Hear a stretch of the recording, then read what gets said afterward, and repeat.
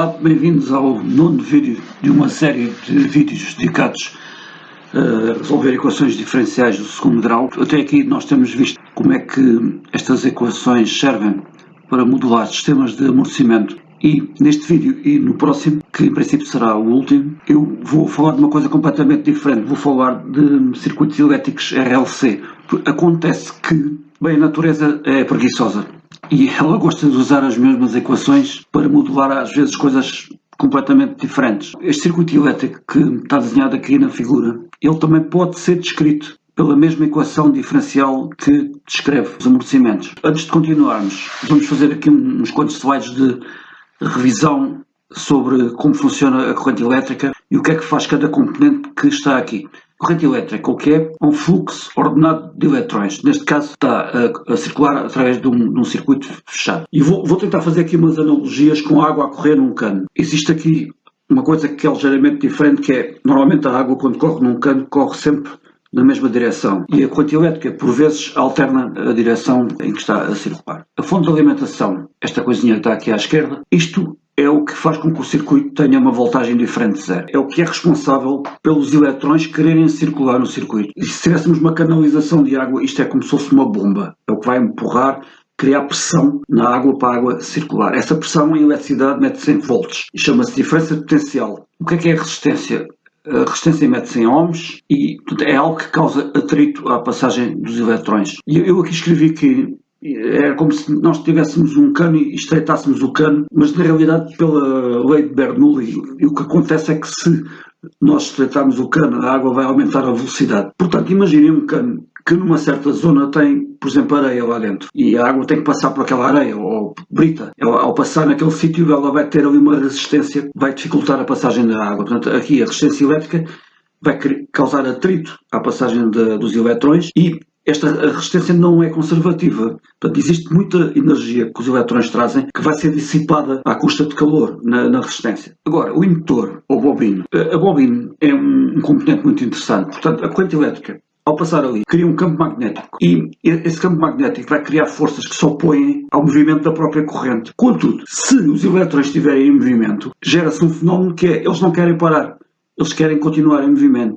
Então, o que é que a bobina faz? A bobina é a inércia do sistema. E a unidade, nós não vamos precisar de usar, mas a unidade de importância é o Henry. Agora, o condensador. O condensador é o componente mais estranho de todos. Imaginem no circuito de água, imaginem que existe um vaso, onde há uma membrana a meio. Essa membrana não deixa passar a água. E a água faz pressão de um lado, essa membrana vai distender e vai empurrar a água para sair pelo outro lado, dando a sensação a quem está a olhar de fora que a água está a passar. Portanto, a gente vê a água a entrar e vê a água a sair pelo outro furo, dá a sensação que a água está a passar, mas não está. A água está a empurrar uma membrana que, por sua vez, empurra a água do outro lado e essa sim, essa sai. Aqui é exatamente a mesma coisa.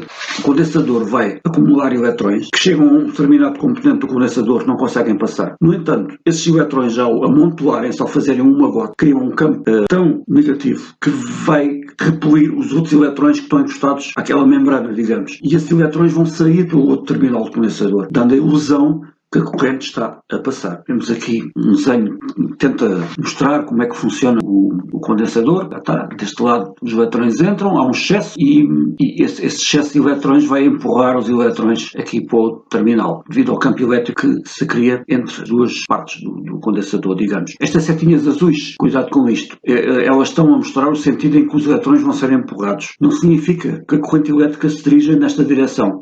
Isso é uma coisa que dava pano para mangas, ficaríamos aqui a conversar sobre isto o resto do vídeo. Esqueçam isso, não interessa os pormenores em que direção é que a corrente elétrica está a dirigir-se, está bem? O que interessa é que os eletrões são empurrados pelos outros eletrões. O que é que se passa acerca do condensador?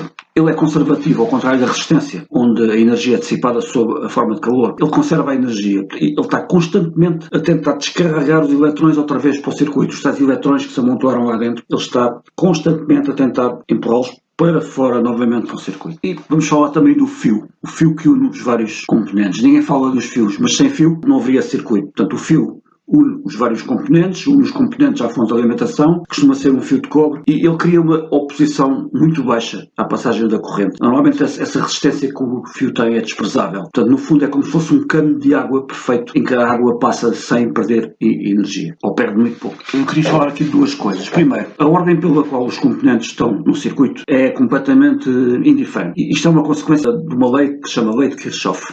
Antes de explicar isso, eu queria falar ainda de outra coisa, que é o seguinte. Vocês, pelo que eu disse no princípio, vocês já perceberam que eu vou tentar fazer uma analogia entre este circuito elétrico e um sistema de amortecimento. Mas há aqui já uma grande diferença. No sistema de amortecimento, a mola e o sistema viscoso, o sistema de atrito viscoso, estão em paralelo. E aqui os componentes estão em série. Ok, vocês não queimem os neurónios por causa disso, tá? Portanto, a única maneira da matemática bater certo e conseguimos usar a mesma equação diferencial para os dois fenómenos é se o circuito elétrico estiver desenhado assim. Acreditem no que eu estou a dizer. Agora, em relação à lei de Kirchhoff, a lei de Kirchhoff, assim, muito grosso modo, diz que se nós pegarmos na tensão que a fonte está a fornecer ao circuito e se formos subtraindo, à medida que vamos andando no circuito, se formos subtraindo as voltagens que medimos à saída de cada um dos componentes, a soma dessas voltagens todas, se nós subtraímos a tensão da fonte, tem que dar zero. E tu tinha aqui uma analogia feita com uma cascata, né? Imagina a energia potencial da água, imagina que eu faço uma analogia aqui com os 12 volts, digamos, por exemplo, da fonte de alimentação. O que acontece é que à medida passamos pelos componentes, pela resistência, a voltagem baixa,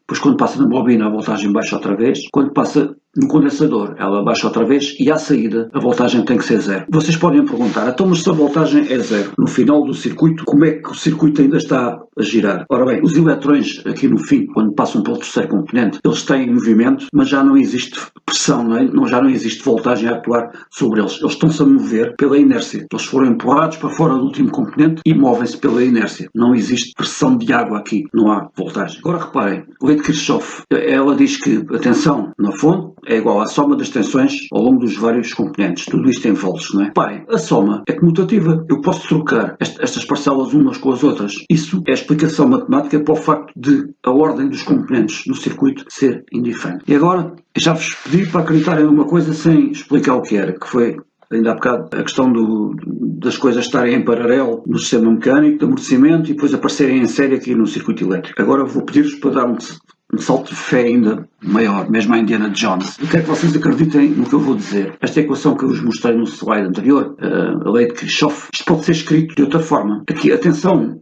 na resistência pode ser escrito como o valor da resistência em ohms a multiplicar pela intensidade. A intensidade num dado instante do tempo. Intensidade da corrente em amperes. A intensidade, digamos, é o caudal de eletrões que está a passar. Esta parcela pode ser escrita assim. Aqui, a tensão na bobina pode ser escrita como sendo o valor da indutância a multiplicar pela derivada em relação ao tempo da intensidade da corrente. Portanto, dI dt. E a tensão no condensador é o inverso da capacidade do condensador a multiplicar por este integral. Ora, se por acaso vocês que estão aí desse lado tiverem a ver o vídeo e não souberem o que é um integral, não se estressem. O integral é uma soma, está bem? É uma soma muito especial. O que é preciso vocês perceberem é que este integral representa a carga que acumulou no condensador até a um certo instante T. Ora bem, isto é tudo igual ao que é a tensão na fonte. Lei de Kirchhoff, escrita pela perspectiva diferencial. Vocês têm que acreditar nisto e não voltar a demonstrar isto. Cá temos a nossa equação e agora vamos tentar simplificá-la. Sem dúvida que complica mais isto é este integral, não é? O que nós vamos fazer é derivar. Parece que vamos complicar, mas vamos simplificar.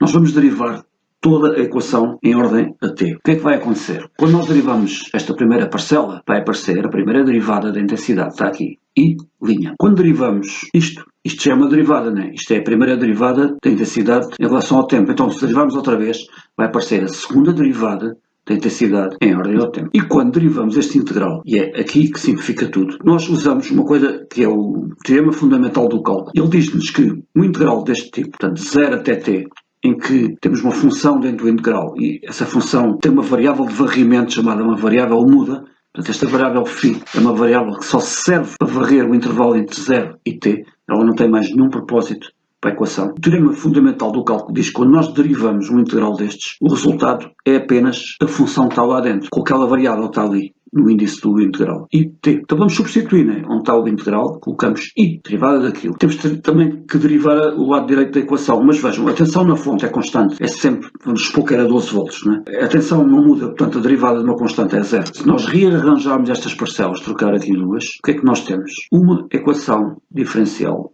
do segundo grau. Estas parcelas aqui estão em volts por segundo. Mais uma vez, vocês não querem os fusíveis, porque é assim, nesta equação diferencial as parcelas aparecem em volts por segundo, mas na equação diferencial que modela os amortecimentos, as parcelas são forças. Portanto, no fundo é a segunda lei de Newton. Portanto, não pensei muito nisto, está bem? São fenómenos que são parecidos, mas por outro lado também são muito diferentes. O facto de uma das equações aparecer numa unidade e outra equação aparecer noutra é uma consequência do facto de estarmos a modelar fenómenos que são distintos. Bem, vamos fazer aqui uma analogia entre a equação diferencial que modela o sistema elétrico, o RLC, e a equação diferencial que modela os amortecimentos. O que nós temos aqui é este L, a indutância da bobina, está a multiplicar aqui pela segunda derivada da intensidade. Isto é a inércia da corrente. É, como eu já expliquei lá atrás, é a vontade que os elétrons têm de não se moverem, ou então, se estiverem a mover, a vontade que eles têm de não parar. É uma resistência à mudança da velocidade dos elétrons. Isto corresponde à massa no sistema de amortecimento. Em relação à resistência, esta resistência à passagem da corrente, em que há dissipação de calor, isto equivale ao atrito viscoso no sistema de amortecimento. E aqui, este acúmulo de corrente no condensador, com a posterior devolução ao circuito, isto é a nossa mola, é a mola do sistema de amortecimento, a trabalhar aqui em termos de corrente elétrica. Portanto, o que é que a mola faz? A mola, a gente comprime ou destende, ela armazena aquela energia e ela está constantemente a tentar devolver essa energia, ela está a tentar voltar ao ponto inicial, ao ponto de equilíbrio. O condensador faz exatamente a mesma coisa, só que com elétrons. A analogia está feita. Para terminar, eu vou falar sobre os três tipos de amortecimento e a que é que corresponde esse amortecimento quando estamos a falar de um circuito elétrico. E vou também dizer que aplicação é que existe para isto e dar alguns exemplos concretos de aplicação. Então, se tivermos um circuito elétrico sobre-amortecido, o que acontece é que há tanto atrito, a resistência é tão alta que a energia dissipa-se sem calor quase instantaneamente. Portanto, o circuito morre logo. A gente liga à fonte de alimentação e ele, no instante, acabou. Aplicação. Sistemas onde a oscilação pode queimar componentes, como, por exemplo, circuitos de segurança, em que nós queremos a descarga lenta e controlada. Um exemplo concreto disso, os desfibriladores elétricos, que se usam nas ambulâncias e nos hospitais, disjuntores de alta tensão, os airbags dos carros. Nos airbags dos carros nós não queremos que qualquer oscilação faça o airbag, apenas quando é uma coisa mesmo forte, não é? Em relação ao amortecimento crítico, quando nós temos um amortecimento crítico num circuito RLC, significa que o circuito descarrega e chega ao zero no menor tempo possível, mas sem, no entanto, fazer uma única oscilação. A corrente não vai andar para trás e para a frente, ela desloca-se numa direção o mais depressa possível, descarregou e acabou. Aplicação, circuitos onde se pretende que a tensão vá para o valor correto, instantaneamente e sem oscilação. Exemplo concreto, as fontes de alimentação dos computadores e das televisões. E os sistemas subamortecidos? Bem, aqui o indutor e o condensador vão ficar a atirar elétrons de um lado para o outro. O condensador vai descarregar para o indutor cria um campo magnético, colapsa e volta a carregar o condensador e, portanto, vai haver uma oscilação. Isto aplica-se em circuitos onde é necessário oscilação e um exemplo concreto, ou mais, serão os sintetizadores de rádio, onde a gente escolhe o posto que a gente quer ouvir, não é? Filtros de frequência, no fundo é quase a mesma coisa, e nos relógios de quarto. Então nós vamos ficar por aqui. Este vídeo foi apenas para fazer a analogia entre o amortecimento mecânico e o circuito RLC. E no próximo vídeo, então, vamos resolver um problema para encerrarmos esta série de vídeos dedicados a equações diferenciais de segundo grau. Espero que tenham gostado. Fiquem atentos à publicação do próximo vídeo. Até.